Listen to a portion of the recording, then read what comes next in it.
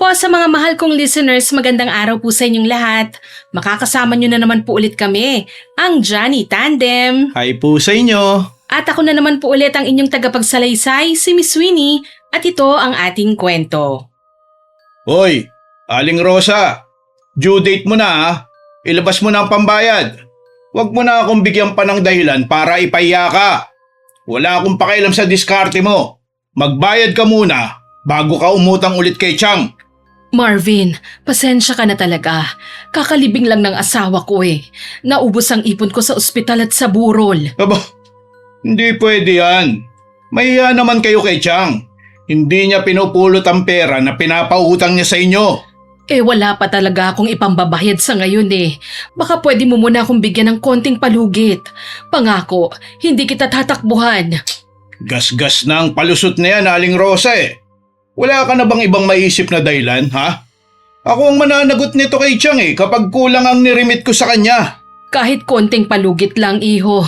Maawa ka naman sa akin. Ilang beses ko nang narinig yan eh. Hindi ako pwedeng umuwi kay Chang na kulang ang koleksyon ko. Problema mo na kung saan ka kukuha ng pera.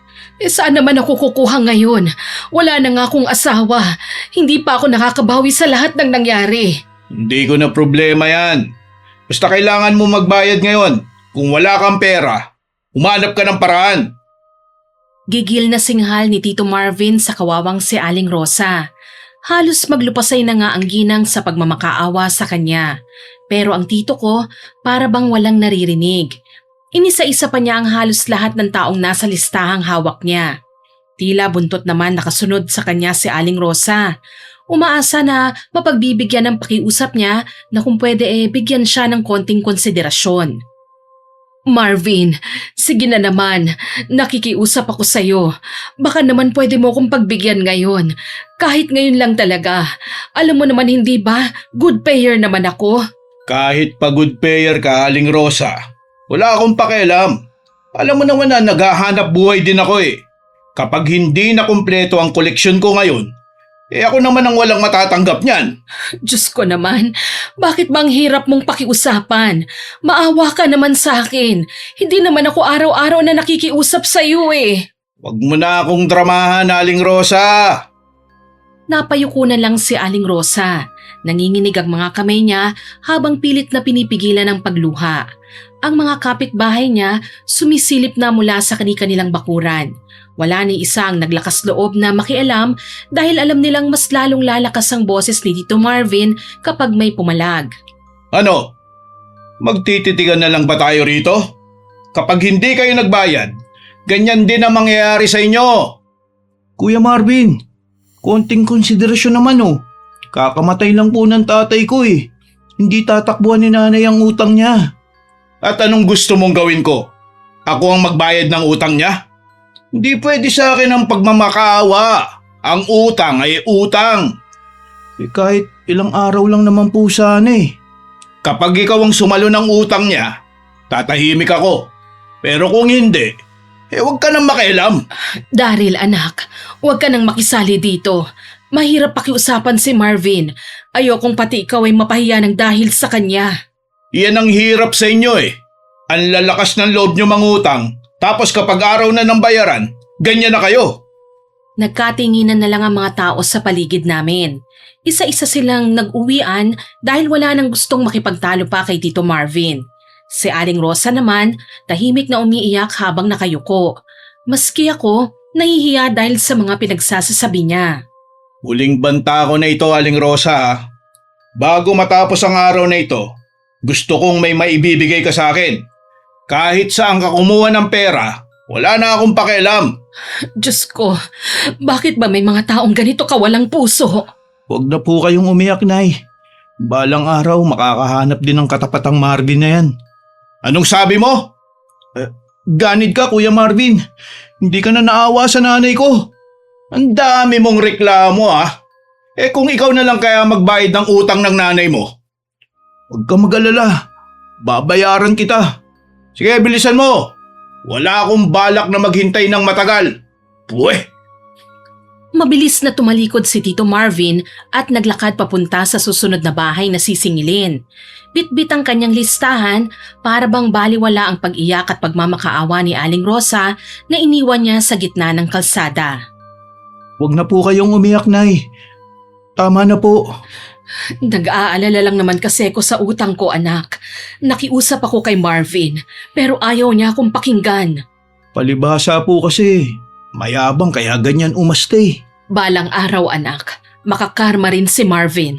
Darating ang panahon na masasaktan din siya at magdurusa, gaya ng pagpapaiyak niya sa atin ngayon. Pasensya na po kayo, Nay, ah. Wala man lang ako naitulong sa inyo kagad. Pero maghahanap po tayo ng paraan para mabayaran kagad si Kuya Marvin. Napansin kong nakakuyom ang kamao ni Daryl. Gusto ko man siyang lapitan, hindi ko magawa. Nahihiya ako dahil sa inasal ni Tito Marvin, pero wala rin naman akong lakas ng loob na sawayin siya. Hindi ko na mabilang kung ilang beses kong nakita si Tito Marvin na ganyan maningil. Halos lahat ng tao sa barangay ay takot sa kanya. Pero hindi ko alam na darating ang araw na ang pagiging ganid niya ang magiging simula ng malaking problema naming lahat. Bago ko po ipagpatuloy ang kwento, gusto ko po munang magpakilala sa inyo. Magandang araw po, Miss Winnie. Ako nga po pala si Anita. 27 anyos na po ako ngayon. Ang ibabahagi kong kwento ay nangyari noong 23 anyos pa lang ako, taong 2024. Likas na talagang mayabang at masama ang ugali ni Tito Marvin. Ayaw na ayaw niyang nalalamangan siya ng kahit na sino. Pero lalo pang lumala ang ugali niya nang maging kolektor siya ng pautang ni Lola Sonia. Marvin, simula bukas, ikaw nang mag-iikot para maningil ng mga pautang ko, ha? Ako ho? Sigurado ka ba, Chang? Oo, hindi na kaya ng katawan ko ang maglakad sa init eh. Ikaw ang pagkakatiwalaan ko. Wala pong problema. Basta ibigay nyo lang sa akin ang listahan ng mga may utang. Heto. Nakasulat dyan ang pangalan nila, ha? Magkano ang hiniram at kung kailan ang petsa ng bayaran. O ba? Dami rin pala nilang umutang, ha? Oo, kaya nga ang gusto ko maayos ang paniningil mo, ha? Huwag po kayong mag-alala. Makakasingil ako sa mga yan. Pero tandaan mo, Marvin, huwag mong ipapahiya ang mga tao. Kapag valid naman ang rason kung bakit hindi sila makapagbabayad, pakinggan mo muna. Chang, kapag pinagbigyan mo ng pinagbigyan ng mga may utang, masasanay lang silang hindi magbayad sa tamang oras. Hindi ko sinasabing pabayaan mo sila. Ang gusto ko lang, marunong kang umintindi ng sitwasyon. Ako na po ang bahala. Ang importante, mabawi natin ang pera nyo. Isa pa, huwag kang maniningil lang sobra, ha? Kung ano lang ang napag-usapan, yun lang ang tatanggapin mo. Siyempre naman po, hindi ko sisirain ang pangalan nyo. At huwag na huwag kang gagawa ng gulo sa bahay nila, ha? Kung magbabayad sila, wala kaming magiging problema. Marvin, tandaan mo. Hindi lahat ng hindi nakakabayad tamad. Iba sa kanila, tinamaan lang ng malas. Naiintindihan ko ho, Chang. Pero negosyo pa rin ho ito eh. Negosyo nga, pero wag mong kalilimutan na maawa at umintindi. Sige ho, Chang. Ako na ho ang bahala sa paniningil. O siya, sana tama ang desisyon kong ikaw ang pagkatiwalaan ko. Hindi kita bibiguin. Sisiguraduhin ko hong makokolekta ko ang bawat sentimo mula sa kanila. Narinig kong sambit ni Tito Marvin. Pagkatapos ng pag-uusap na yon, tumalikod na siya at pumasok sa kanyang kwarto. Nasa iisang bahay lang po kami nakatira, Miss Winnie. Matandang binata po si Tito, siguro dahil na rin sa ugali niya na likas ng iniiwasan ng mga dalaga. Anita, Tito Marvin, bakit po? tignan mo nga tong nasa listahan. Kilala mo ba ang ilan sa kanila, ha? Patingin po ng listahan, Tito. Ayan. Sa tingin mo ba, kalugar natin ang halos lahat ng nasa listahan na yan? Opo, Tito.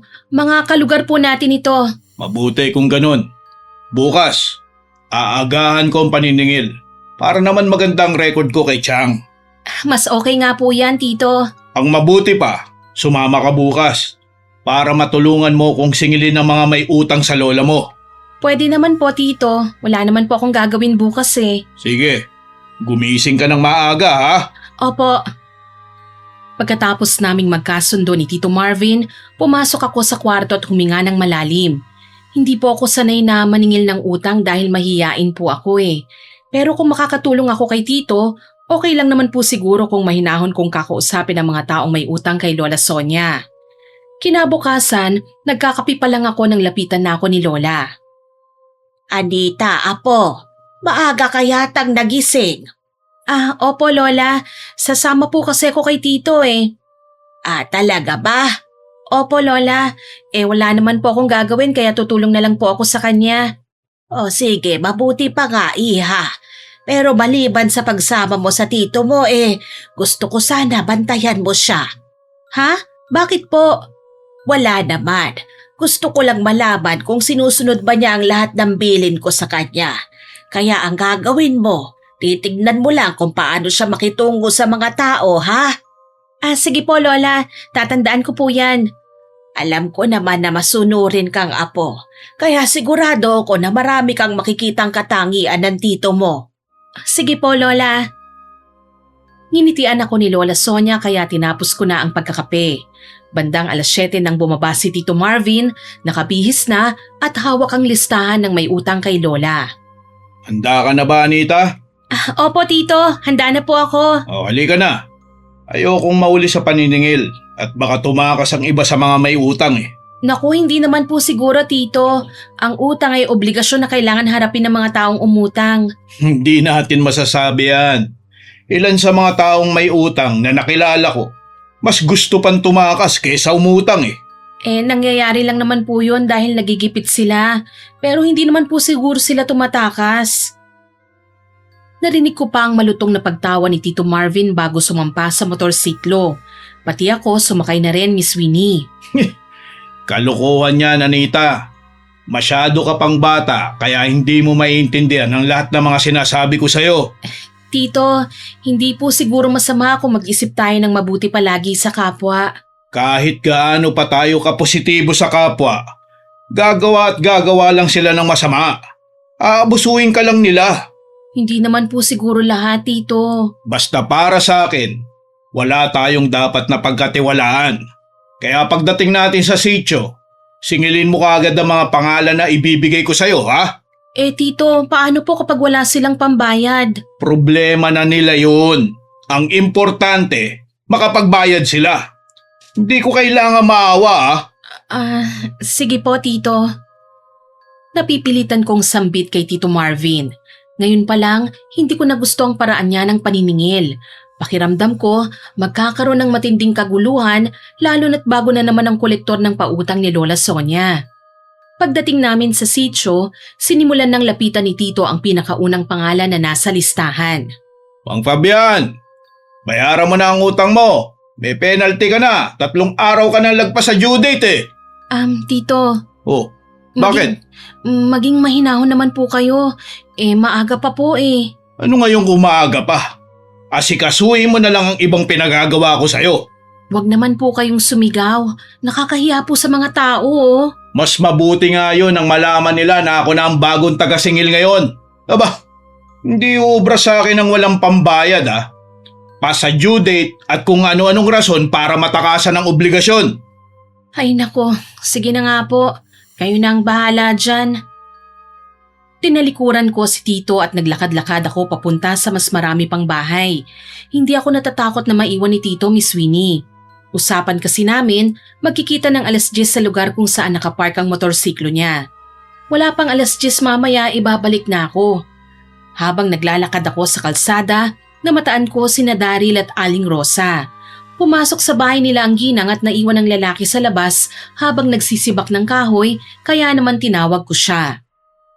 Oy, Daryl! Anita, napasyal ka. Kasama ko si Tito eh. Talaga? Bakit? Alam niya ba yung tungkol sa atin, ha? Hindi no, nagpunta lang siya dito dahil siya nang inutusan ni Lola na maging bagong kolektor ng pautang.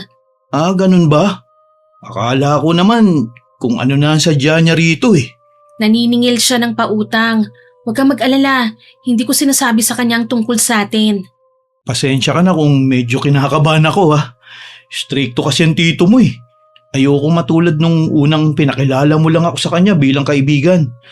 Pero parang buong pagkatao ko nang hinusgahan ng mga tingin niya eh. Alam ko naman yun. Naiintindihan kita, Daryl. Tsaka huwag kang mag-alala. Hindi kita ipapahama kay Tito. Salamat ha. Wala yon. Mahal kita. At napakasimpleng bagay lang naman itong pinakiusap mo sa akin. Ngumiti si Daryl at pinatuloy ako sa bahay nila. May sakit ang tatay ni Daryl, Miss Winnie. Matagal nang nakaratay sa higaan nila si Mang Castor. Sa pagkakaalam ko, may diabetes ang lalaki. Pero dahil sa kakulangan sa pera, hindi nila siya maipagamot ng tuloy-tuloy. Halos naubos na kasi ang ipon nila sa unang pagdala nila kay Mang Castor sa ospital. Kinailangan pang putulin ang kanyang paa dahil sa matinding impeksyon na dulot ng diabetes. Akala nila igagaan na ang kalagayan niya pagkatapos nun, pero habang tumatagal, lalo lang po siyang nangihina. Oh, Anita, nandito ka pala. Magandang araw po, Aling Rosa. Magandang araw naman, Iha. Kumusta na po si Mang Castor? Heto, nakakalungkot mang isipin pero mas lumalala ng kalagayan niya ngayon kesa dati. Naku, kumusta naman po? May gamot pa po ba siyang iniinom? Meron sana, Iha pero hindi naman namin nabili lahat. Kung ano lang ang kaya naming bilhin, yun lang ipinapainom namin sa kanya. Minsan nga, hinahati pa namin ng gamot para lang umabot hanggang sa susunod na linggo eh. Ang hirap naman yan. Wala naman kaming magagawa Simula nang magkasakit ang asawa ko, sunod-sunod na ang gastos. Naubos na ang lahat ng ipon namin. Kumusta naman po ang mga utang niyo? Huwag mo nang itanong, Iha. Hanggang ngayon, hindi pa rin namin nababayaran ng iba. Pati nga yung utang namin kay Lola Sonia. Due date na ngayon eh. Hindi pa rin ba kayo nakakapaghanda ng pambayad? Kahit piso, wala pa talaga eh. Nag-aalala nga ako na baka dumating na naman mamaya ang kolektor Sana naman maawa siya sa amin kahit isang araw lang. Balita ko pa naman nagpahinga na sa pangungulekta si Aling Sonia. Ang tito mo na raw ang ipinalit niya, Iha. Kapag dumating po si tito, susubukan kong makiusap po sa kanya. Tao po! Aling Rosa! Maniningil na ako! Naku, nandyan na po pala siya. Pasok ka, Marvin. Oh, Anita, nauna ka pala sa akin dito? Opo, tito. Marvin. Due date nyo na ho ngayon. Inutusan ako ni Chang Sonia na kunin ang bayad nyo. Anita, ipinaalala mo ba sa kanila ang tungkol sa due date ha? Opo, Tito Marvin. Naihanda ba nila ang pambayad? Hindi pa po Kuya Marvin, pasensya na po kayo. Wala pa talaga kaming pambayad Ang angas mo Bakit? Nagipit lang po kasi kami. Hanggang ngayon nga nahihirapan pa rin kaming makabawi sa mga naging gastos. Naiintindihan ko ang sitwasyon nyo. Pero malinaw ang bilin ni Chang Sonia. Kailangan kong kunin ang bayad sa takdang araw. Baka pwede pong makahingi ng konting palugit. Kahit ilang araw lang po. Hindi ako pwedeng magdesisyon tungkol dyan Tito Marvin, baka pwede pong kausapin si Lola Sonia. Trabaho kong maningil, Anita. Kapag nagsimula ako magbigay ng pabor sa isa, lahat na lang hihingi ng palugit. Marvin, nagmamakaawa ko sa'yo. Wala talaga kaming may aabot ngayon Pangako, gagawan po namin ng paraan. Kailan kayo makakabayad? Sa susunod na linggo po sana Hindi ko may papangako na papayag si Chang Sonia Pakiusap naman, Tito. Kawawa naman po si Aling Rosa Sige, sasabihin ko sa kanya ang sinabi nyo. Pero tandaan nyo siya pa rin ang magpapasya. Maraming salamat, Marvin. Wag muna kayo magpasalamat. Kapag hindi pumayag si Chang Sonia, wala na ako magagawa. Kailangan kong sundin ang utos niya. Nakahinga ako ng maluwag sa sinabi ni Tito Marvin, Miss Winnie. Kahit papano, hindi muna niya pinilit sina Daryl at Aling Rosa na magbayad kagad. Sa totoo lang, naaawa po talaga ako sa kanila Gusto ko man silang tulungan, hindi rin sapat ang pera ko para bayaran ang buong utang nila. Kaya nang makaalis si Tito Marvin, tinignan ko muna kung nakalabas na nga ba siya sa bakuran bago ako lumapit kay Daryl. Huwag mo nang isipin ng penalty, Daryl. Ako nang bahalang magbayad nun. Uy, Anita, wag. Nakakaya. Ako ang lalaki. Tapos ikaw pa magbabayad ng penalty sa utang namin? Tulong ko na lang yun sa inyo. Ayoko madagdagan pa ang problema niyo eh. Pero ayokong ikaw ang gumagastos para sa amin. Hindi ko naman ibibigay yun kung hindi kailangan eh. Tsaka nahihiya talaga ako sa naging ugali ni Tito Marvin kanina. Huwag mo nang sisihin ang sarili mo sa ginawa niya. Wala ka namang kasalanan eh. Oo, pero kahit na, masakit pa rin makita na ganun ang pakikitungo niya sa inyo. Naiintindihan ko naman siya eh. Trabaho niya maningil eh. Yun na nga eh, trabaho lang yon, Daryl. Pwede pa rin magsalita ng maayos. Hindi naman kailangan na insultuhin niya ang kausap niya eh. Eh sana nga ganun din mag-isip ang tito mo. Hayaan mo, balang araw magbabago rin siya. Sana nga.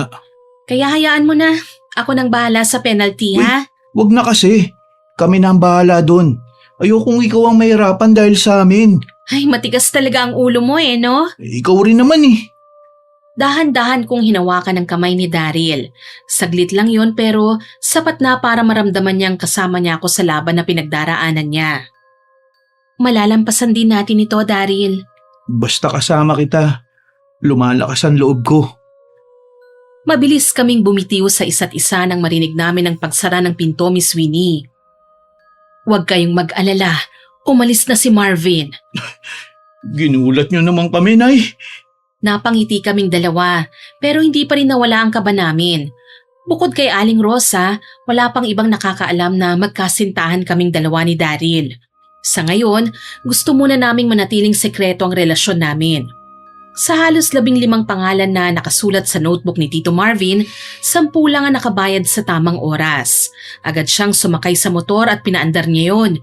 Sumakay na rin ako sa likod dahil marami pa kaming pupuntahang bahay. Tandaan mo mga pangalan ng hindi nakabayad ngayon ha. Sa susunod, may penalty na mga yan. Hindi po ba si Chang Sonia ang nagsasabi kung magkano ang penalty? Anita, ako ang umiikot at naniningil. Kapag kulang ang koleksyon, ako rin ang mapapagalitan. Pero paano po kung wala talaga silang maibabayad? Eh problema na nila yun. Hindi ko pwedeng akuin ang obligasyon ng iba, no? Naaawa lang po kasi ako sa kanila eh. Awa? Hindi tayo aasenso kung palagi tayong maawa. Alam ko naman po yun, pero sana kapag naningil tayo mahinahon pa rin tayong makipag-usap. Huwag mo nga akong turuan kung paano gawin ang trabaho ko, ha? Hindi ko naman po kayo tinuturuan. Ganun pa rin yun. Pamangkin lang kita eh. Ako ang naniningil at hindi ikaw. Ang gusto ko lang pong sabihin, hindi natin alam ang pinagdaraanan nila, Tito. Baka kaya sila nahuhuli sa bayad dahil may mabigat silang problema. At kasalanan ko ba yun? Hindi naman po. Eh kung marunong silang umutang, dapat marunong din silang magbayad. Ganun lang kasimple yun. Kung alam mong wala kang pambayad, bakit ka pa uutang? Hindi naman po lahat ng tao pare-pareho ng sitwasyon. Bahala sila sa sitwasyon nila. Ang trabaho ko, maningil. At hanggat hindi sila nagbabayad, babalik at babalik ako sa mga bahay nila. Hindi na ako nagsalita pa, Miss Winnie. Matapos ang pag-uusap namin ni Tito Marvin, tahimik na lang kaming umuwi. Pagdating sa bahay, bumaba ako ng motor habang si Tito Marvin naman naiwan sa labas para ayusin ang takip ng motor. Pagpasok ko sa loob, agad kong nakita si Lola Sonia. Oh, iha, nandito na pala kayo. Nasaan ang Tito Marvin mo?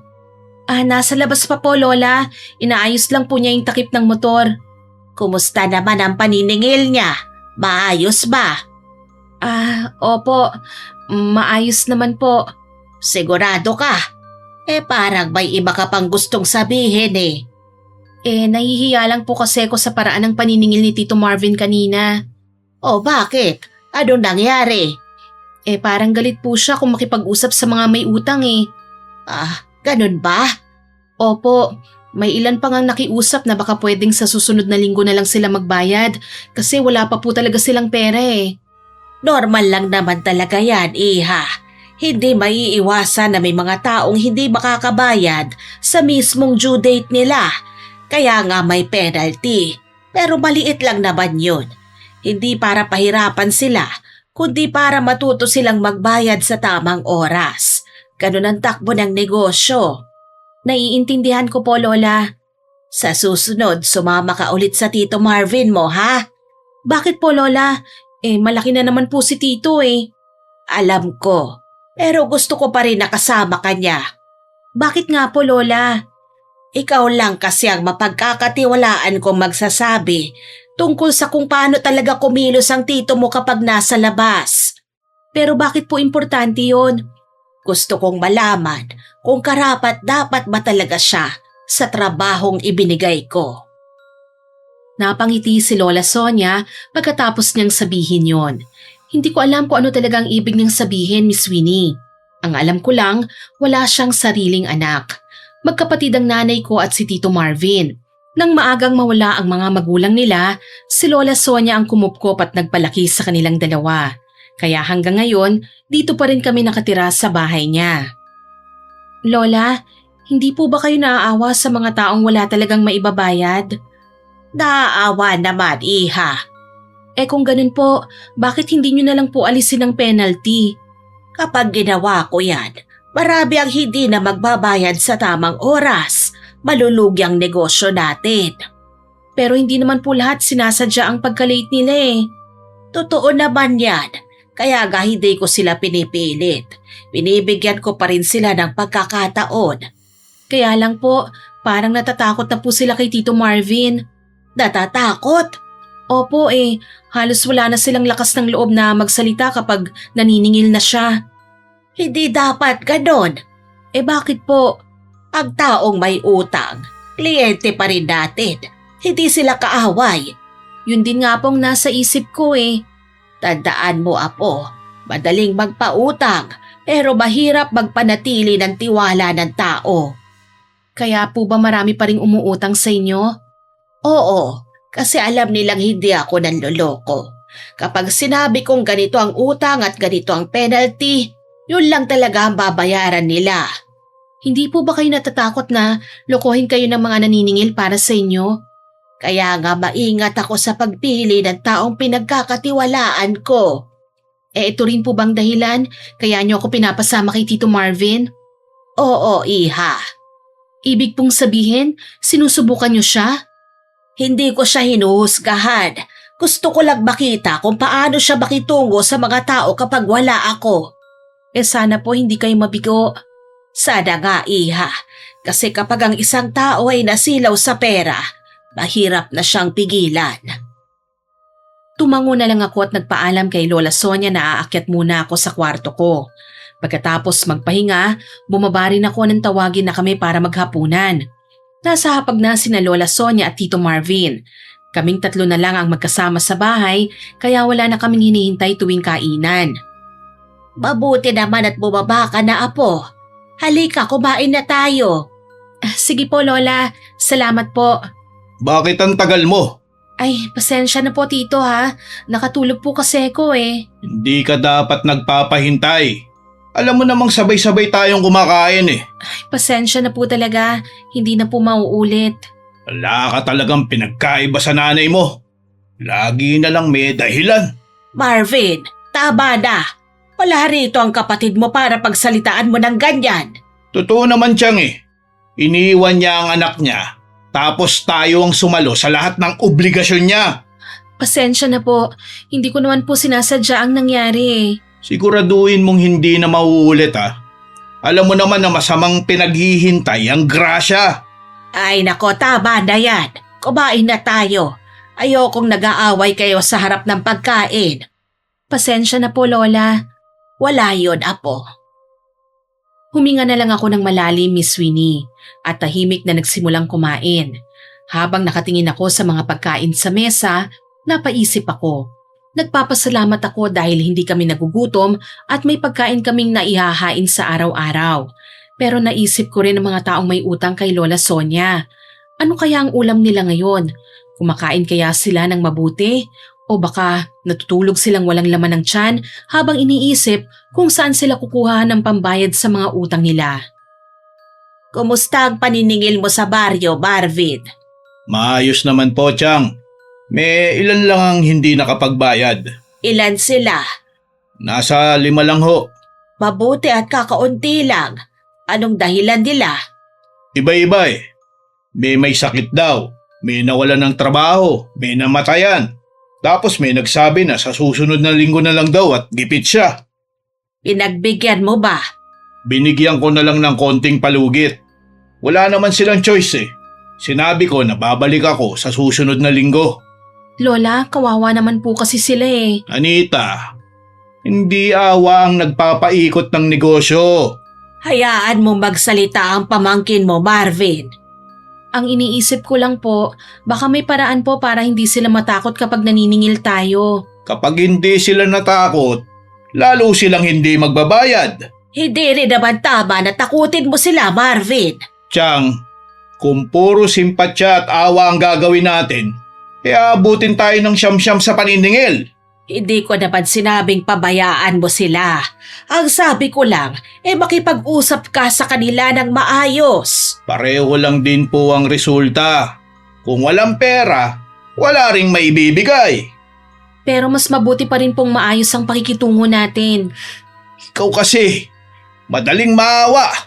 At walang masama ron, iho. Kapag masyado ka mabait, ikaw ang aabusuhin. Hindi naman lahat ng may utang manloloko. Hindi rin lahat nagsasabi po ng totoo. Kaya nga kailangan marunong tayong makinig. Chang, ang pinapakinggan ko lang ay kung kailan sila magbabayad.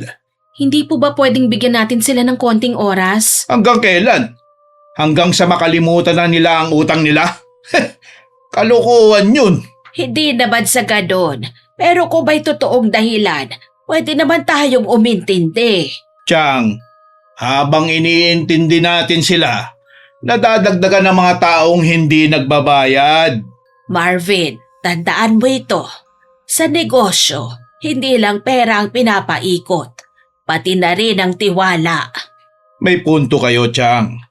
Pero ang tiwala, nagsisimula rin sa marunong tumupad sa usapan. Totoo naman yan. Pero dapat rin maayos kang makitungo. Basta ako, ang mahalaga sa akin, makolekta ang dapat makolekta. Kahit masaktan na ang mga tao?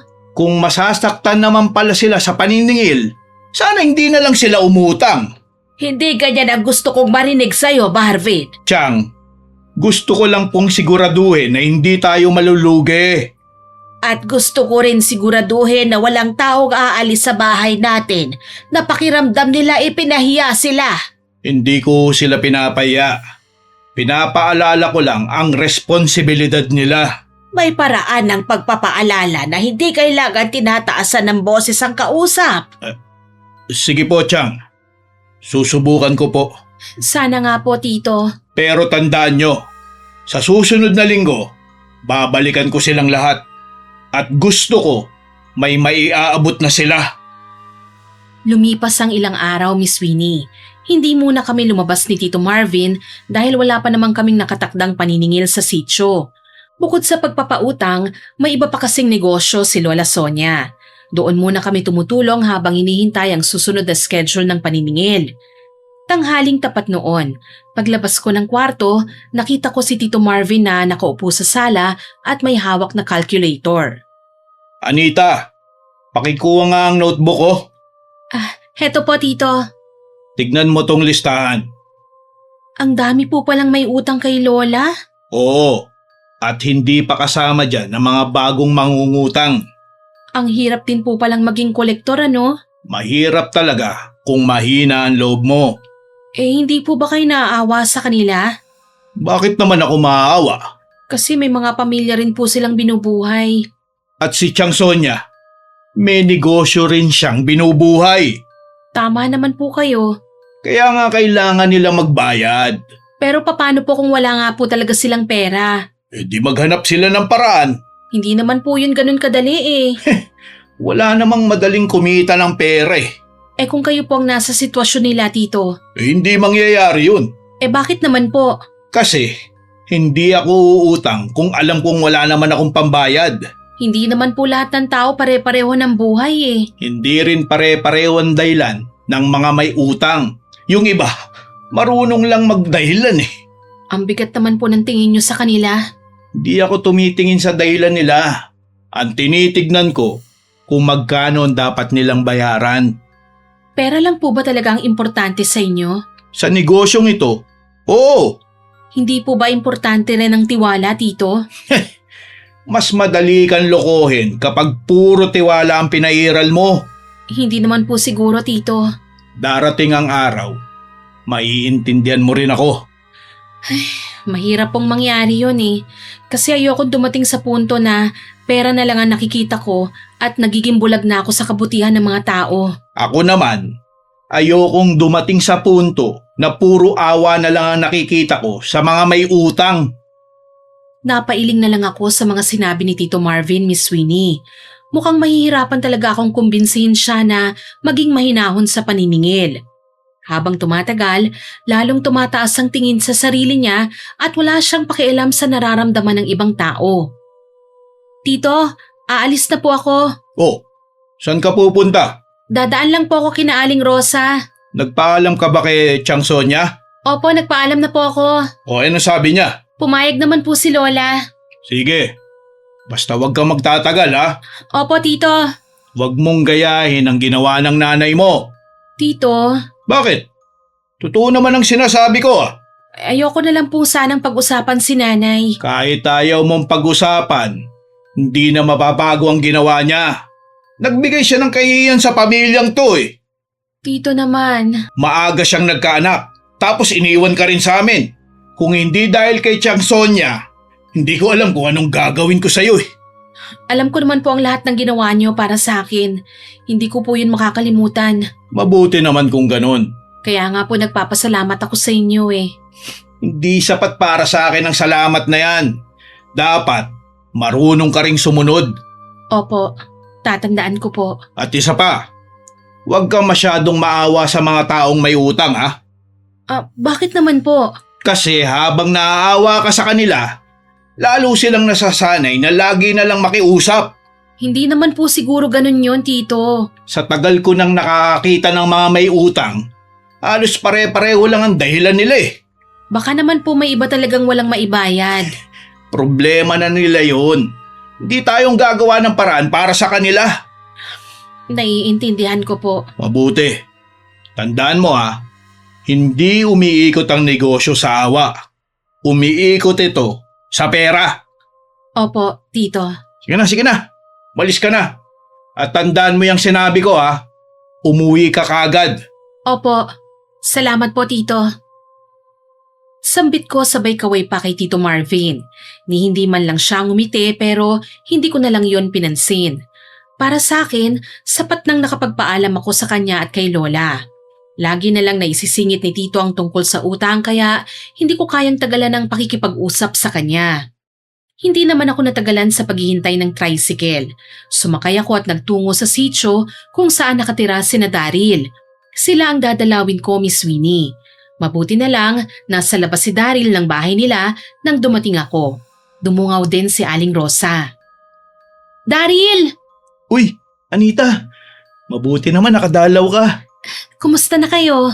Heto, pinakaya pa rin. Kumusta na si Mang Castor? Bahina pa rin siya, iha. Madalas na siyang tulog. Nakainom na po ba siya ng gamot? Oo, pero hindi na kumpleto. May kamahalan din kasi yung mga nasa reseta niya eh. Hindi namin kayang bilhin lahat eh. Kumakain naman po ba siya? Konti lang. Kailangan pa naming pilitin minsan. Minsan nga, 2 subo lang ayaw niya na. Ang hirap naman ng ganyan. Wala kaming magagawa eh. Araw-araw kaming nagdarasal na sana gumaan na ang pakiramdam niya. Sana nga po. Salamat at nakadalaw ka ha. Kahit papano, gumagaan ang pakiramdam ni nanay kapag may bumibisita eh.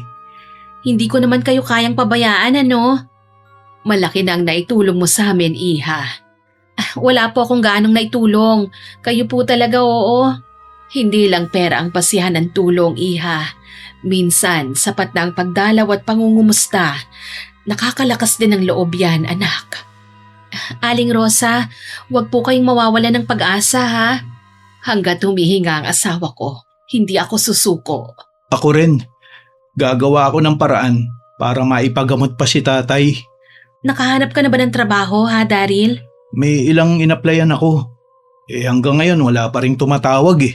Sana may magandang balita na sa mga susunod na araw. Oo, sana nga.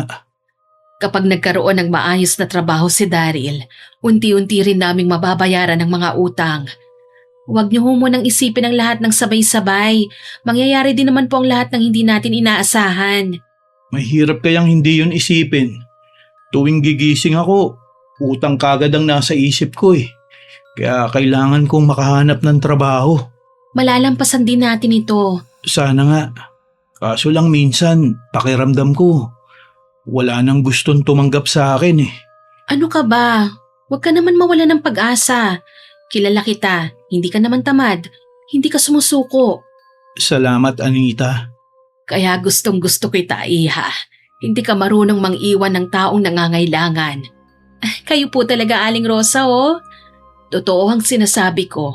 Sa panahon ngayon, bihira na ang taong may malasakit sa kapwa. Kaya nagpapasalamat talaga kami na nandyan ka palagi. Huwag na nga kayong magpasalamat. Ang mahalaga, gumaling na si Mang Castor at unti-unti kayong makabangon. Sana nga, Iha. Sana nga. O paano, maiwan ko na muna kayong dalawa ha? Mamamalengke pa ako eh. Nay, baka naman po mabigat ang mga dadalhin nyo. Huwag mo na akong alalahanin pa anak. Kaya ko naman yun. Tsaka nariyan si Anita. Iiwan mo bang bisita mo? Naku, okay lang naman po, Aling Rosa. Gusto niyo po ako na lang pong sumama sa inyo eh. Hindi na kailangan. Ako na lang ang aalis ha? Mag-usap na kayong dalawa ni Daryl. Basta mag-iingat po kayo, Nay ha. Oo naman anak. Kayo din ha? May kape nga pala sa kusina. Ipagtimpla mo na lang si Anita. Sige po, Nay. Ako na pong bahala. Si tatay din po, babantayan namin. Tumango lang si Aling Rosa at binitbit na ang kanyang lumang eco bag palabas ng bahay. Naupo naman ulit si Daryl pagkasara niya ng pinto. Gusto mo ba ng kape? Mamaya na lang Daryl, busog pa naman ako eh. Baka naman nahihiya ka lang ha? Ay naku, hindi no. Busog pa talaga ako. Nag-almusal kasi ako bago umalis. Mabuti naman, pinayagan ka ng tito mo na pumunta rito. Kay Lola naman ako nagpaalam eh. Sa bagay, masyado kasing stricto yan si Kuya Marvin eh. Ewan ko nga ba? Ganyan talaga siguro si Tito. Oo nga pala, 2 araw na lang, babalik na si Kuya Marvin dito. Bakit? May problema ba? Wala naman. Naaalala ko lang kasi ang babayaran namin. Sus, yun lang ba? Sabi ko naman sa'yo, di ba? Ako nang bahala doon. Anita, alam mo naman na ako ang lalaki. Tapos boyfriend mo pa ako.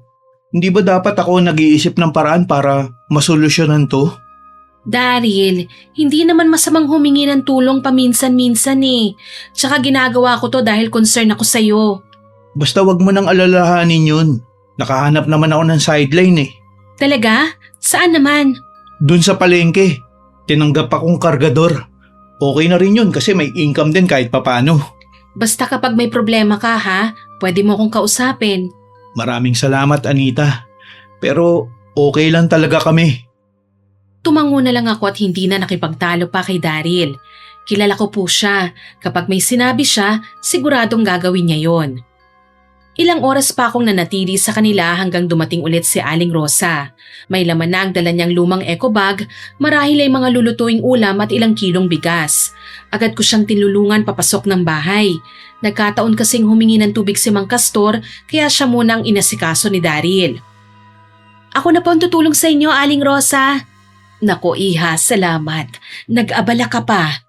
Ayos lang po yon, Aling Rosa. Sigurado kung gutom ka na. Pasensya ka na talaga ha. Wala kasi kaming maihain sa'yo pagdating mo kanina eh. Sinabi ko naman po sa inyo, wag po kayong mag-alala. Nag-almusal naman po ako bago pumunta rito eh. Kahit kape man lang, nakainom ka ba? Mamaya na lang po. O sige, ikaw ang bahala. Aling Rosa, baka may maitutulong po ako sa kusina. Tulungan ko na rin po kayo. Naku, wag na Iha. Ayos na ako. Maraming salamat. Maupo ka na lang dyan.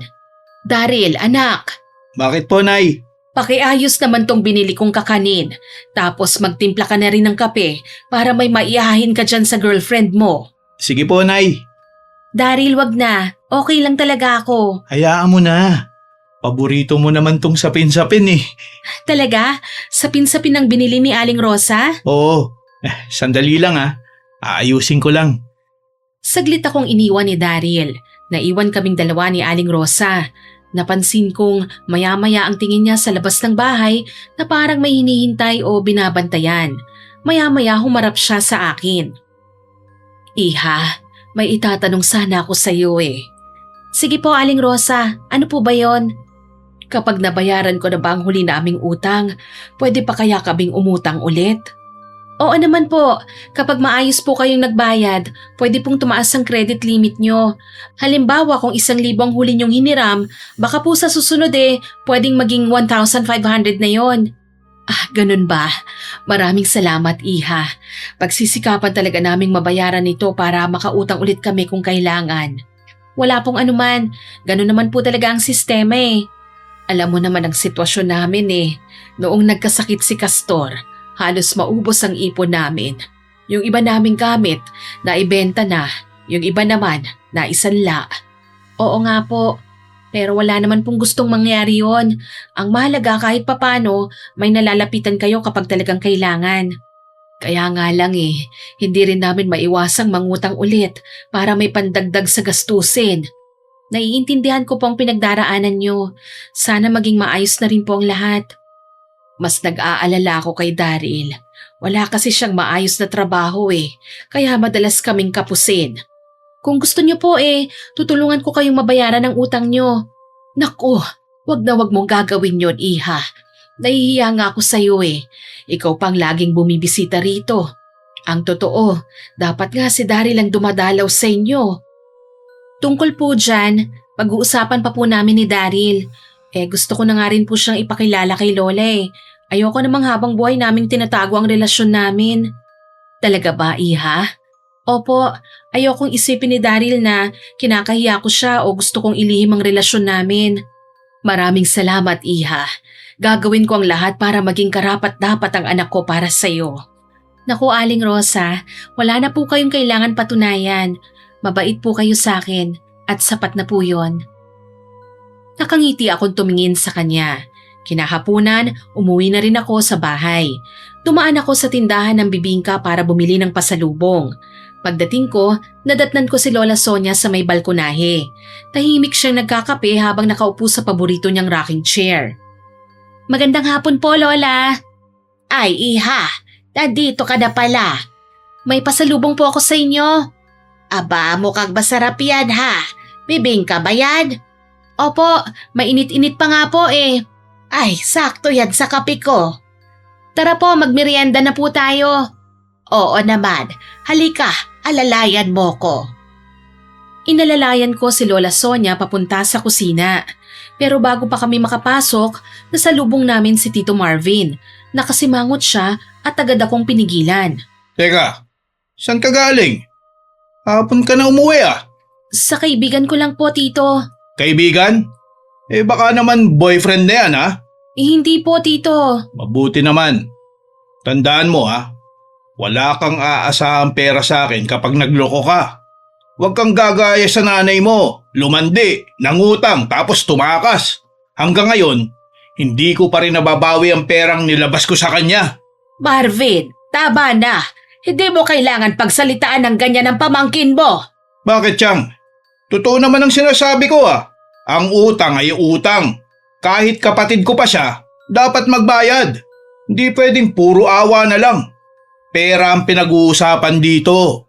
Wala dito ang kapatid mo. Tama na ha? Tumahimik ka na. Kaya nga lalo kong naiinis Hindi na siya nagbayad, iniwan pa rito ang anak niya. Tayo ang gumagastos, pero ako ang nalugi. Kaya wag niyong isipin na basta na lang ako maawa sa kahit kanino Kapag may utang, dapat magbayad. Ganun lang yung kasimple. Ay, tama na Marvin. Tayo na ang naging magulang ng pamangkin mo. Hindi mo kailangan isumbat sa kanya mga nangyari noon. At isa pa, kahit kailan, hindi naging pabigat sa atin si Anita. Hayaan niyo na po, Lola. Tama naman po ang sinasabi ni Tito Oh, ayan na.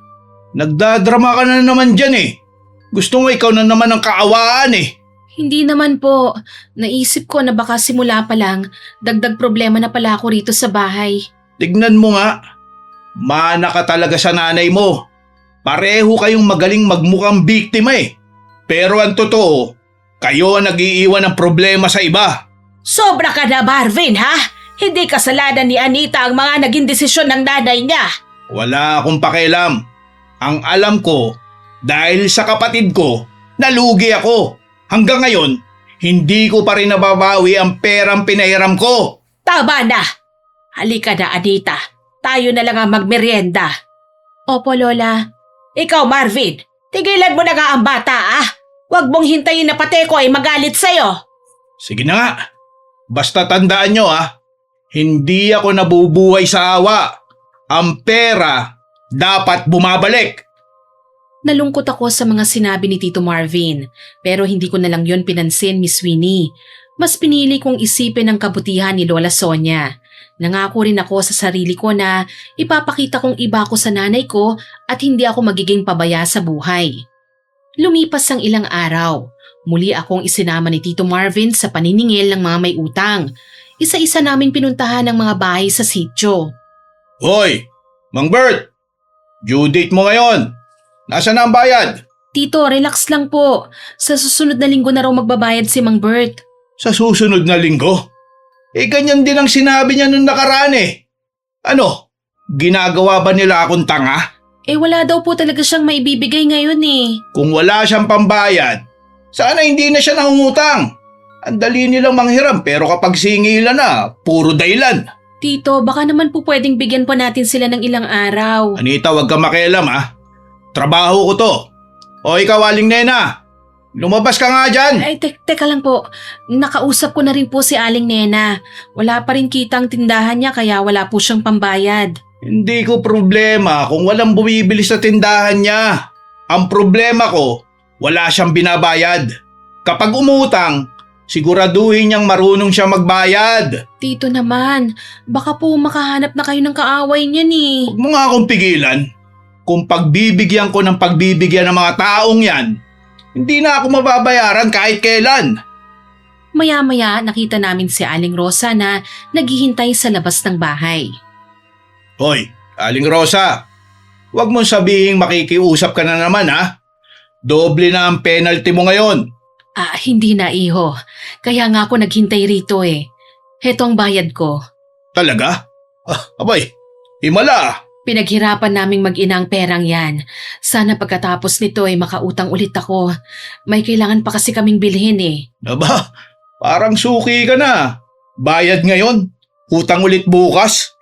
Wala na talaga kaming ibang malalapitan eh. Sige, bilangin natin. Teka, kulang pa. May penalty ka eh. Akala ko ba kasama ng lahat dyan? Nadadagdagan na yun. Matagal ka nang late eh. Doble ang penalty mo. Ganun ba? Sandali lang. Ito na lang kasi ang huli kong pera eh. Yan, ganyan dapat. Kapag may utang, nagbabayad. Tahimik lang akong nanood habang kinukuha ni Tito Marvin ang pera. Napansin kong may dalawa pang perang papel na mabilis niyang isinilid sa sarili niyang bulsa imbis na isama sa perang ibibigay sa tiyahin niyang nagpapautang. Hindi na ako umimik. Tahimik ko na lang siyang pinagmasdan. O Aling Rosa, bayad na ang utang mo. Ngayon, magkano naman ang hihiramin mo? Kung pwede sana ganun pa rin kagaya nung huli. Sige, pero tandaan mo eksakto ang bayaran sa susunod. Ayokong marinig na naman kung ano-anong dahilan mo Oo, iho. Maraming salamat. Okay na po, Aling Rosa. Sige po. Salamat, iha. Pagkaalis namin sa bahay ni Aling Rosa, naglakad kami pabalik sa kalsada. Tahimik lang ako habang iniisip ang mga nangyari. Hindi mawala sa isip ko ang perang nakita kong itinago ni Tito Marvin sa sarili niyang bulsa. Tito, hindi po ba masyadong malaki yung penalty na pinababayad niyo kay Aling Rosa? Bakit? Ikaw ba nagpautang? Hindi naman po. Nagtaka lang po ako Parang mas malaki yata ang siningil niyo kaysa dati. Huwag mo nang problemahin yan, Anita. Trabaho kong maningil, hindi sa'yo. Napansin ko rin po kasi parang may tinabi kayong pera. Ang talas ng mga mata mo ah. Nakita mo kagad yun? Nagtatanong lang naman po ako. Makinig ka. Maghapon ako naglalakad sa init. Ako nakikipagtalo sa mga may utang. Ako nag-aaksaya ng oras ng paniningil. Kung may mapunta man sa akin, pinaghirapan ko yun. Pero hindi po ba dapat alam din ng nagpapautang kung magkano talaga ang penalty niya? Karapatan niya po yun. Hindi mo na kailangang alamin yan. Basta tandaan mo, kung hindi dahil sa akin, hindi mababawi ang perang pinapautang. Kaya huwag kang makialam sa paraan ko, ha? Opo, Tito. Isa pa, nakikitira ka lang sa bahay namin, ha? Kaya mas mabuti pang manahimik ka kaysa manghimasok sa trabaho ko. Wala na akong naisagot pa. Kahit alam kong may mali, pinili ko na lang manahimik, Miss Winnie. Kinagabihan, nagkita kami ni Daryl. Sinikap kong makapuslit sa isang sari-sari store malapit sa amin.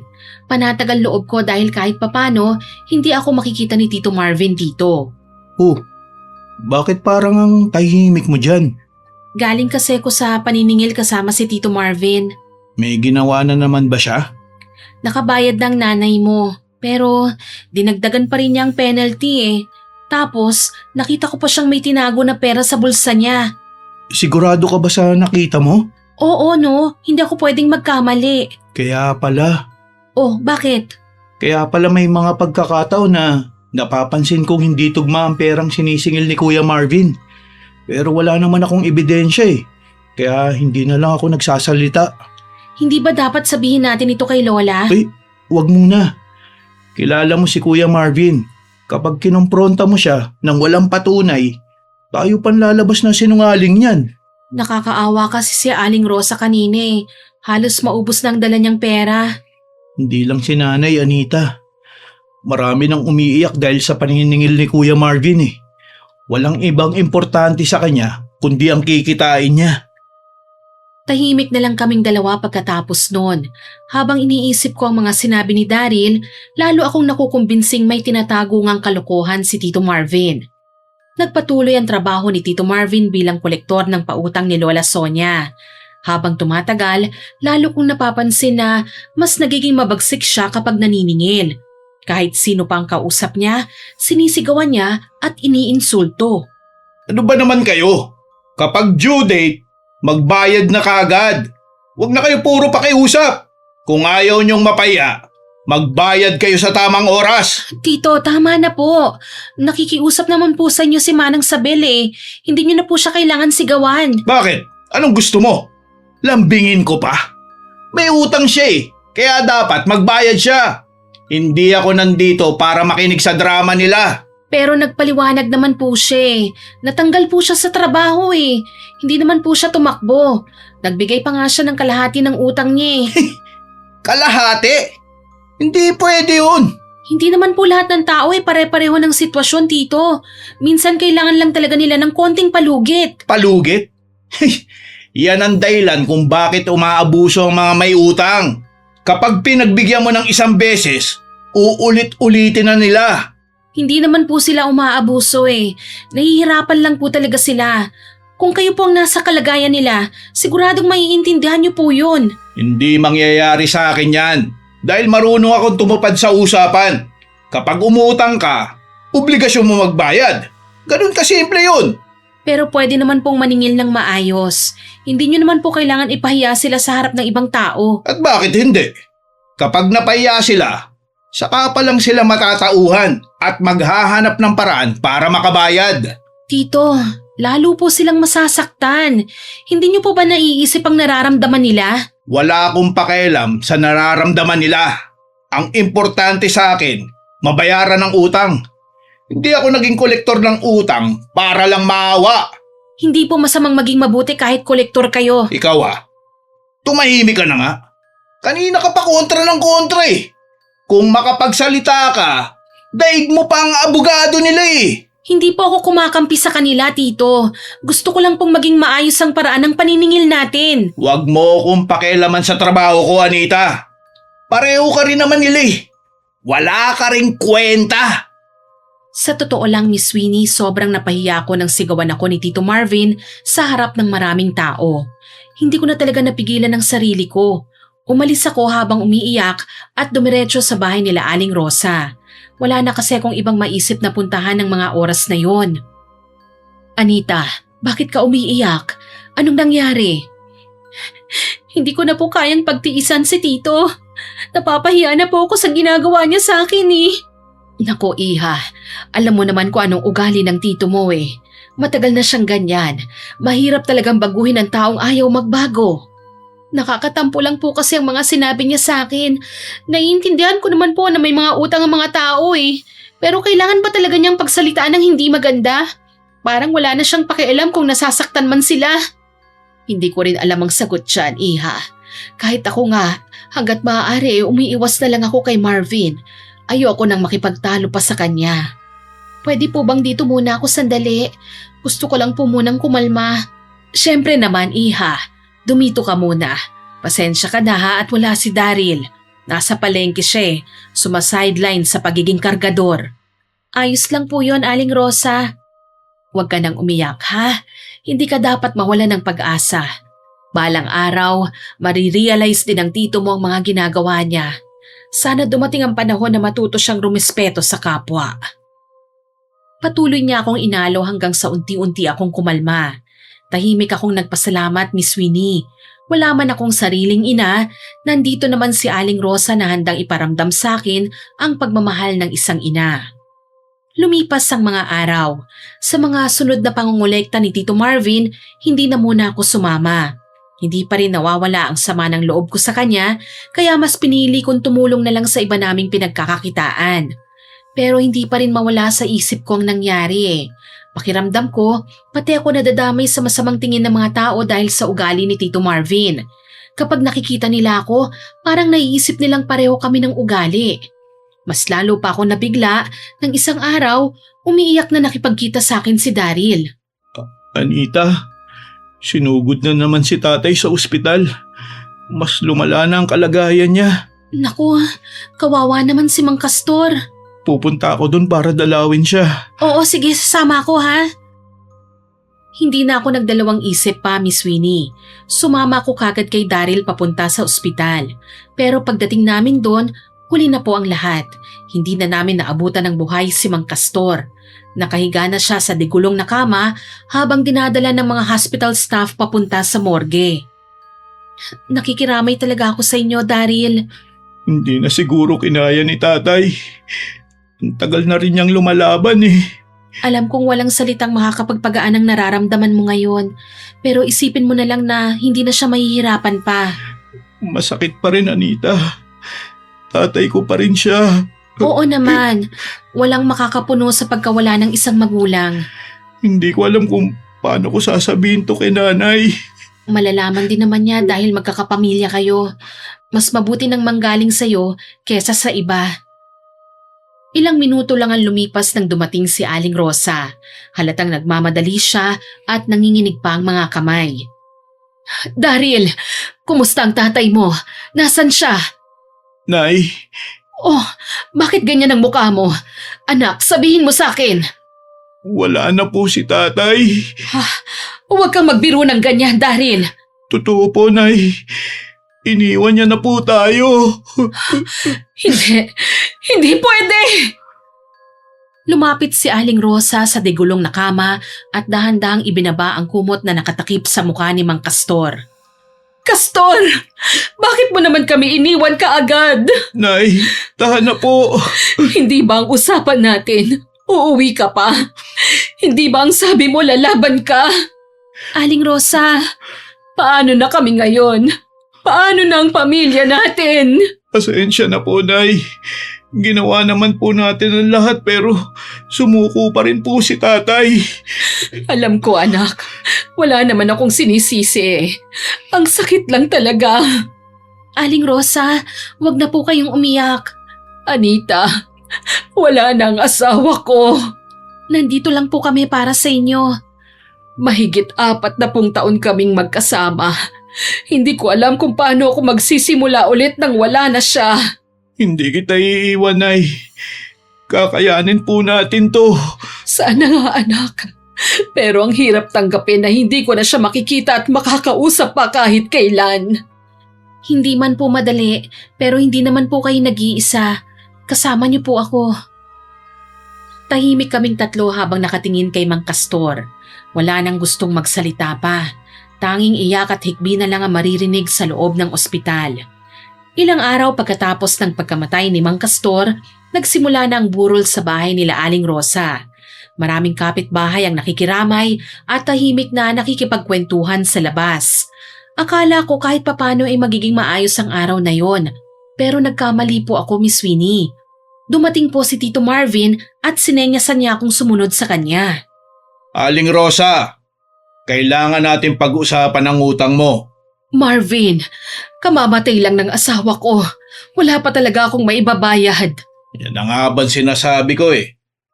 Kailan ka magbibigay ha? Bigyan mo lang sana ako ng konting panahon. Ang laki ng ginastos ko sa ospital at sa burol.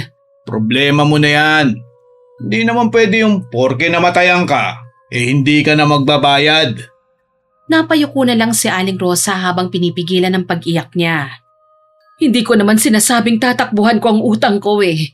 Nagmamakaawa lang ako. Kahit pagkatapos lang sana ng libing. Hindi pwede. Due date mo lang ngayon eh.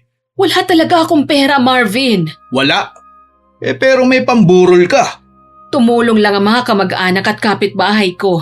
Halos wala ngang natira sa amin eh. Huwag niyo na akong lokohin, Aling Rosa. Baka may tinatago ka dyan na pere. Tito, baka po pwedeng sa ibang araw na lang kayo maningil. Anita, huwag ka makialam ha. Trabaho ko to. Marvin, maawa ka naman sa akin. Nandyan pang asawa ko, hindi pa nga naililibing. At anong gusto mong gawin ko? Pabayaan ka na lang? Hindi ako kumikita kung lagi kong papairalin ng awa. Kahit 1 linggo lang naman. Uy, 1 linggo? Tapos sa susunod, makikiusap ka na hanggang sa abutin ng buwan. Hindi ako ganong klaseng tao. Talaga? Kasi sa tingin ko sanay ka lang gumawa ng dahilan eh. Marvin, konting respeto naman. Nakaburo lang asawa ko. Respeto? Nasa mga taong nagbabayad ng utang respeto. Hindi yung puro pakiusap. Tito, tama na po, pakiusap. Hindi pa ako tapos. Ikaw ang tumahimik. Humarap si Tito Marvin sa mga taong naroon na tila sinasadya niyang iparinig ang sasabihin niya. Narinig niyo ba ako? Ito ang hirap sa mga umuutang eh. Ang gagaling mga ako pero kapag singilan na, kung ano-anong dahilan ang sasabihin. Hindi naman kita tinatakbuhan eh. Nagdadalamhati lang kami rito. Basta tandaan mo, kahit namatayan ka pa, hindi mawawala ang utang. Yan ang tatandaan mo lagi. Babalik ako rito ha. Hindi na nagsalita si Aling Rosa, Miss Winnie. Tahimik na lang siyang umiyak habang nakatingin sa kabaong ng asawa niya. Samantalang ako, hindi ko na alam kung saan ako titingin sa sobrang kahihiyan dahil sa ginawa ni Tito Marvin. Pag-uwi namin sa bahay, nadatnan namin si Lola Sonia sa sala. Halata sa mukha niya na naghihintay siya ng balita tungkol sa pangungulekta. Oh, kumusta? Magkano ang nakolekta nyo ngayon? May mga nagbayad ba? Konti lang ho eh. Halos lahat. Puro dahilan ang sinasabi. Lola, hindi po yun ang totoo. Anong ibig mong sabihin? Marami po ang nagbayad. Ang iba pa nga nagbayad ng buo eh. Anita? Totoo po ang sinasabi ko. Dinadagdagan pa ni Tito ang penalty nila kahit nagbayad naman sila ng tamang oras. Tigilan mo yan ha. Ano bang gusto mong palabasin ha? Nakita ko po mismo, Tito. Hindi ko na po kayang manahimik pa. Marvin, totoo ba ang sinasabi ni Anita? Siyempre hindi ho. Kung ano-anong kwento lang naman ang iniimbento niya eh. Hindi po ako nagsisinungaling. Wala kang alam sa trabaho ko ha? Saksi po ako sa lahat ng ginawa niyo, Tito. Singhal ko pero hindi ko man lang napaghandaan ang ginawa ni Tito. Marahas niya akong sinampal na ikinagulat ko.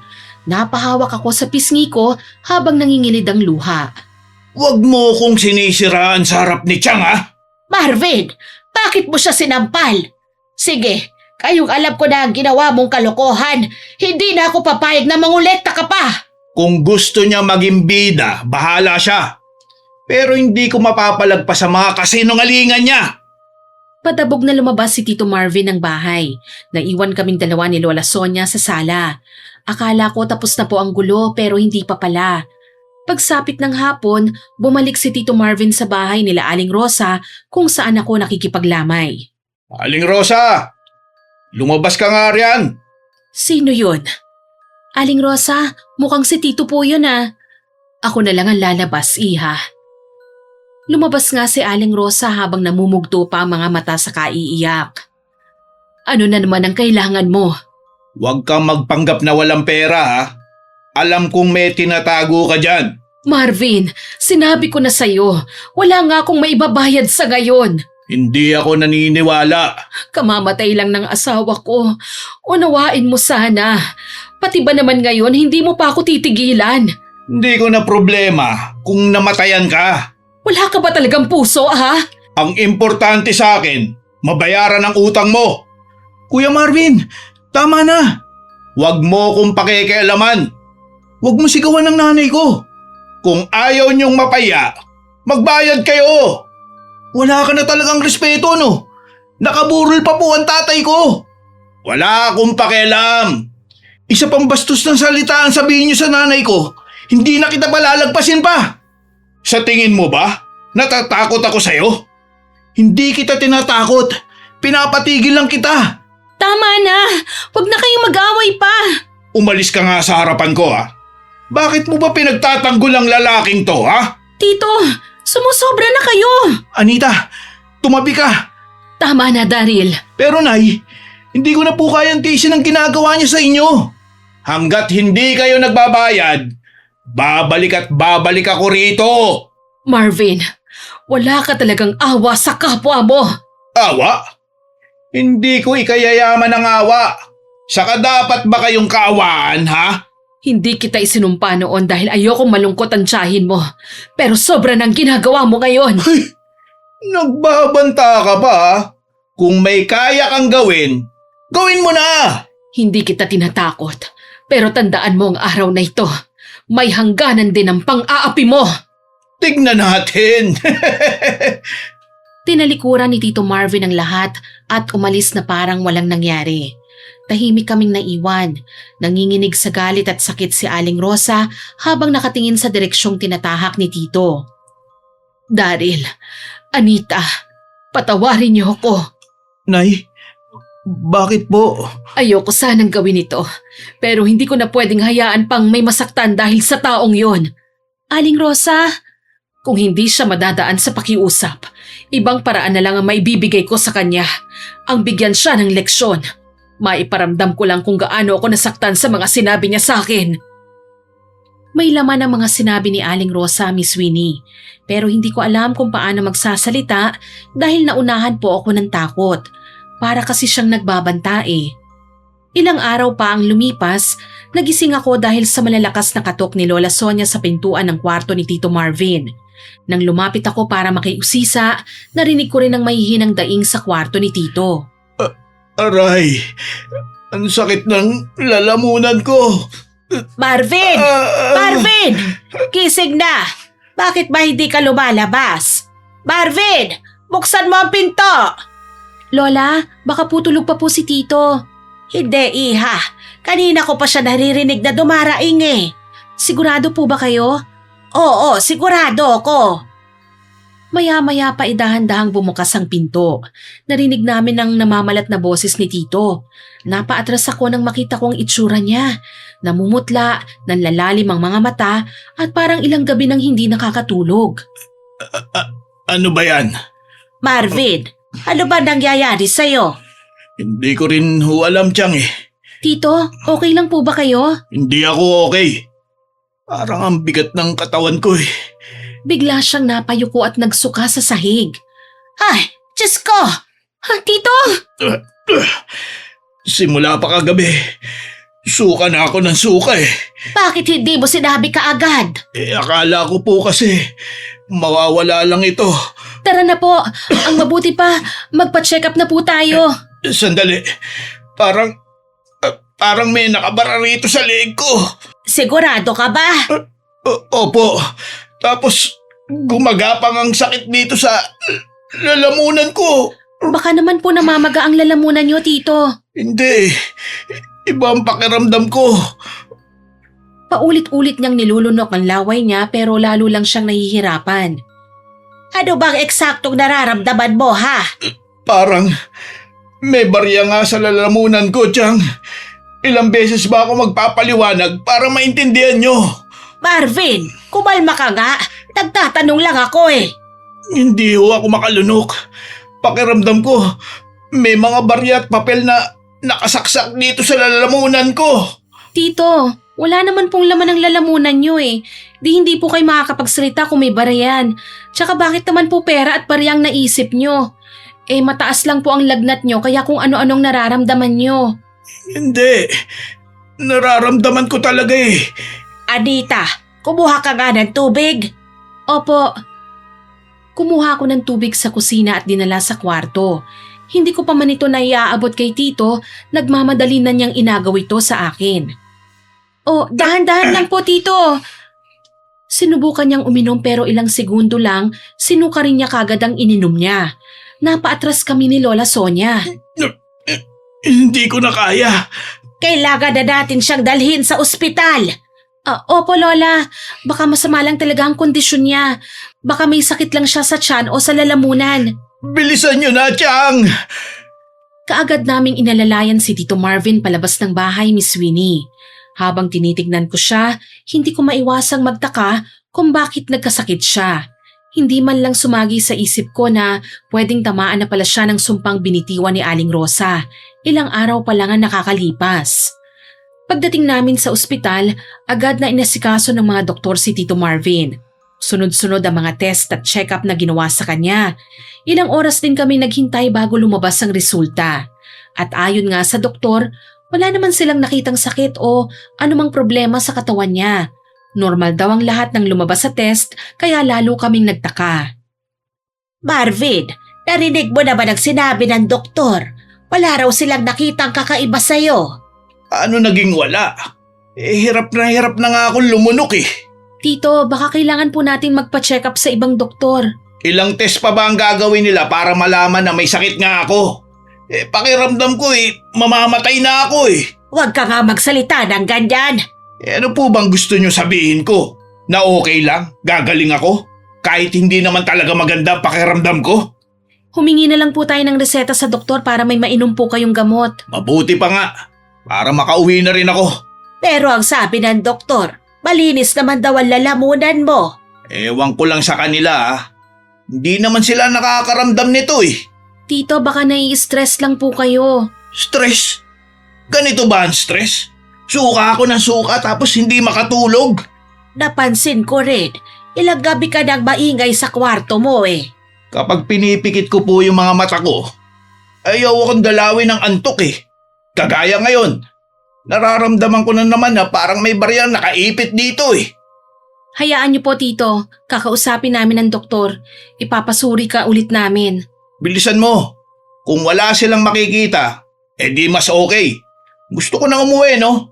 Wala rin naman silang naitutulong sa akin eh. Sige na, Anita. Kausapin mo na muna ang doktor. Ako na magbabantay sa tito mo. Opo, sige po, Lola. Mabuti na lang pumayag kaagad ang doktor na makaalis na kami ni Tito. Tahimik kaming tatlo habang pauwi sa bahay. Habang tinitignan ko si Tito Marvin, hindi ko maiwasang makaramdam ng kaba. Ewan ko ba, Miss Winnie? Bigla na lang sumagi sa isipan ko si Aling Rosa. Kaya naman kinabukasan, naisip kong dalawin si Aling Rosa. Pagdating ko sa bahay nila, bahagyang nakabukas ang pinto kaya pumasok na ako. Pagdating ko sa loob, natigilan ako. Nakaluhod si Aling Rosa sa harap ng isang maliit na altar. May nakasinding itim na kandila at mahina siyang bumibigkas ng orasyon habang hawak ang isang maliit na larawan. Aling Rosa? Sinong… Anita? Kanina ka pa ba dyan? Hindi naman po, Aling Rosa. Kadarating ko lang po. Ano po ang ginagawa niyo? Anita, magpapaliwanag ako. Sinasabi ko na nga ba eh. Anong ibig mong sabihin, Iha? Ilang araw na po akong hindi mapakali. Hindi pa man kami kumukonsulta sa albularyo pero iba po talaga ang kutob ko. Ngayon po, tapatin niyo ako, Aling Rosa. May ginawa po ba kayong hindi maganda kay Tito? Pasensya ka na, Iha. Pero oo, kinulam ko ang tito mo. Alam ko pong wala akong karapatang magtanong, Aling Rosa. Pero bakit po? Ayoko na sanang umabot pa sa ganito ang lahat. Pero hindi ko na kayang tiisin ang masasakit na salita ni Marvin. Dapat na siyang turuan ng leksyon. Aling Rosa, ano na po ang mangyayari ngayon kay Tito? Mararamdaman niya ang bigat ng dinadala ko. Hindi mo naman siguro ako masisisi, Iha. Ilang beses na niya akong pinahiya at pinagsalitaan ng masasakit. Alam ko naman po yun. Kung ganon, bakit ka nandito? Dahil gusto ko pong magmakaawa, Aling Rosa. Patawarin niyo na po si Tito. Madali lang sabihin yan, pero mahirap gawin. Bigyan niyo na lang po siya ng ibang leksyon. Huwag lang po yun magkaroon siya ng karamdaman. Nakaburol pa lang ang asawa ko. Sinisingil na niya ako. Pinahiya niya ako sa harap ng mga kapitbahay. Kaya bakit ko siya bibigyan ng ibang karamdaman kung pwede naman siyang magdusa ngayon? Naniniwala po akong pwede siyang magbago. Naikwento ko na po ito lahat kay Lola Sonia. Sinabi ko na po kung paano maningil si Tito. Kung paano niya dinadagdagan ng penalty ng mga tao at kung paano niya sila pinapahiya. Anong ginawa ng lola mo? Galit na galit po siya. Sinabi niyang hindi niya napapayagan si Tito na mangolekta ng utang. Sinabi niya yon? Opo, hindi na raw po siya babalik para manggulo pa rito sa inyo. Sigurado ka? Opo, hindi ko po magagawang magsinungaling sa inyo. Anita, hindi naman ikaw ang may kasalanan eh. Alam ko po yun, pero nasasaktan akong makita siyang unti-unting nangihina. Kaya sana po alisin niyo na po ang sumpang binigay niyo sa tito ko. Pwede kong alisin ang sumpa, pero paano kung bumalik na naman siya sa dati? Kapag nangyari po yun, kami na po ni Lola Sonia ang makakalaban niya. Pero bigyan niyo naman po sana siya ng isa pang pagkakataon. Matagal na hindi nakapagsalita si Aling Sonia. Nakatingin lang siya sa apoy ng itim na kandila at ilang sandali pa, huminga siya ng malalim. Hindi ko may papangako ngayon, Anita, pero sana magbago nga ang tito mo. Maraming salamat po, Aling Rosa. Kung hindi ka lang mahalaga sa akin, hindi ko gagawin ito eh. Salamat po. Tahimik kong pinunasan ng mga luha ko. Umalis akong may bitbit na pag-asa na baka hindi pa nga huli ang lahat para kay Tito Marvin. Halos 2 buwan ang lumipas, Miss Winnie. Sa loob ng panahong yon, araw-araw kong nasasaksihan ang paghihirap ni Tito Marvin. Ang dating pagiging maangas niya at palaging galit, unti-unti nang nawala yon. Halata sa kanya ang pagod at panghihina. Madalas lang siyang nakaupo at tahimik na nakatingin sa labas ng bintana. Tito, kumain po muna kayo. Mamaya na lang. Konti lang po. Kailangan niyo pong lumakas. Wala talaga akong ganang kumain eh. Gusto niyo po bang lumabas sandali? Baka mas gumaan po ang pakiramdam niyo kapag lumabas kayo. Hindi na, wag na. Bakit naman po? Nahihiya na akong humarap sa mga tao eh. Hindi naman po lahat ng tao galit sa inyo eh. Pero alam kong marami akong nasaktan. Ang importante po, gusto niyong itama ang mga pagkakamali niyo. Minsan nga naiisip ko eh.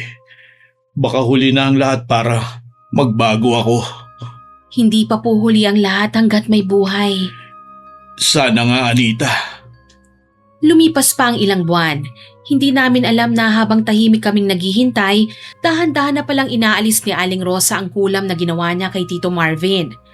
Unti-unti ring bumalik ang lakas niya. Nakakakain na siya ng maayos, mahimbing na ulit ang tulog niya at nawala na rin ang pakiramdam na parang may nakabara sa lalamunan niya. Isang hapon, tinawag niya kami ni Lola Sonia sa sala. Chang, Anita, may gusto sana akong sabihin sa inyo eh. Ano yon, Marvin? Patawarin niyo po ako. Oh, bakit ka humihingi ng tawad sa akin? Ang dami ko pong maling nagawa eh. Naging sakim po ako sa pera. Dinadagdagan ko po ang penalty ng mga tao para may maitabi akong pera. Niloko ko po kayo. Hindi ko na may babalik ang mga nagawa ko. Pero gusto ko po sanang magsimula ulit. Ang mahalaga naman, inamin mo ang pagkakamali mo.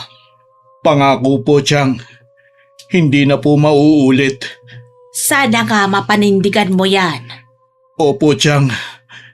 Maliban sa amin ni Lola Sonia, humingi rin si Tito ng tawad kina Daryl at Aling Rosa. Tinanggap nila ang pagpapakumbaba ni Tito at nagkapatawaran na rin sila. Ito ang unang beses na nakita ko si Tito Marvin na totoong nagsisisi. Hindi na siya ang dating taong inuuna ang pagiging ganit. Natutunan niyang mas mahalaga pa rin ang kabutihan at respeto kaysa sa anumang halaga ng pera. At simula po noon, ginawa niyang lahat para mabawi ang tiwala ng mga taong minsan na niyang nasaktan. Hanggang dito na lamang po, more power po sa inyong channel at God bless. Lubos na gumagalang, Anita.